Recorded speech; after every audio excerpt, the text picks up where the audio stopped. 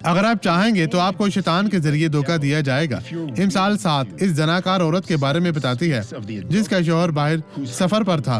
वो सड़क पर चल रही थी और इसकी मुलाकात एक नौजवान से हुई। आयत नंबर 21 कहती है, उसने मीठी मीठी बातों से उसको फुसला लिया।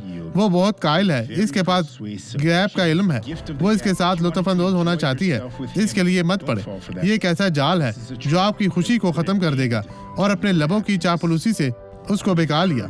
इसने अपनी तरफ माइल करने दिया। ना जाने दे, खुदा ने हमें पहले ही खबरदार कर दिया है। जब मैं लड़का था मैंने इस हवाले को पढ़ा और मैं जानता हूँ कि चीज़ों को ऐसा ही होना चाहिए। मुझे रखने के लिए खुदाउंद की तारीफ हो। खुदाउंद आपको बरकत दे। अब ये गवाही देखे और मैं वापस आऊँगा। खुदाउंद आपको बरकत दे यीशु के नाम में।